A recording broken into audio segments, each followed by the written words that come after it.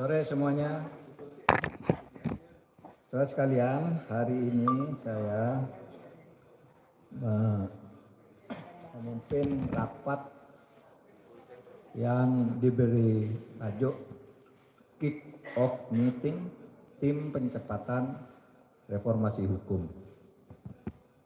Jadi ini tadi kami rapat mulai jam 1 dan sesudah ini masih akan rapat kelompok lagi. Seperti diketahui, Kemenko Polhukam telah mengeluarkan surat keputusan Menko nomor 63 tahun 2023 tentang tim percepatan reformasi hukum yang ditandatangani 23 Mei tahun 2023.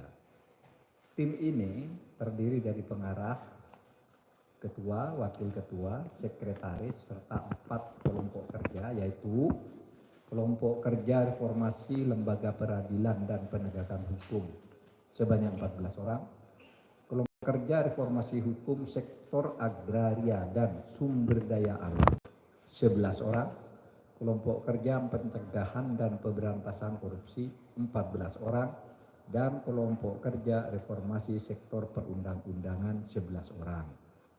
Anggota tim ini berasal dari unsur pemerintah, praktisi hukum, akademisi, dan tokoh masyarakat yang memiliki kredibilitas, bisa dipercaya, serta kemampuan, kapabilitas, sesuai dengan bidang kepakaran masing-masing. Tim ini memiliki masa kerja berdasar SK ini sampai 31 Desember 2023 dan nantinya sesuai dengan kebutuhan bisa saja diperpanjang dengan keputusan Menko yang baru.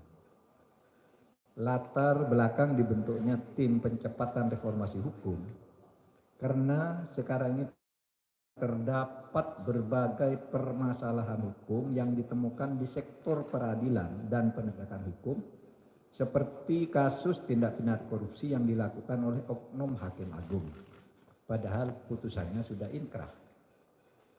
Permasalahan sektor agraria dan sumber daya alam yang di dalamnya rentan adanya penyelewengan hukum oleh mafia pertanahan dan pertambangan, seperti sertifikat ganda, beralihnya sertifikat tanpa diketahui oleh yang punya, berpindahnya saham kepada seseorang tanpa transaksi yang sah, itu banyak sekali.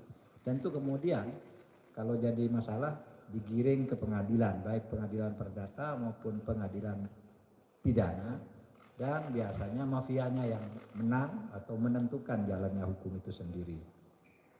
Sehingga ini menyebabkan terjadinya penurunan indeks persepsi korupsi Indonesia di tahun 2022 yang merupakan penurunan tertinggi dalam sepanjang sejarah penjajakan indeks persepsi korupsi. Dan ada juga permasalahan pada sektor peraturan perundang-undangan yang memerlukan perbaikan secara komprehensif. Saudara, tim ini akan melahirkan naskah akademik dan rancangan peraturan perundang-undangan tentu saja, tetapi jangan salah paham, hasilnya nanti tetap akan disalurkan ke institusi-institusi yang berwenang, yang harus dikeluarkan dengan undang-undang, nanti tentu masuk ke prolegnas.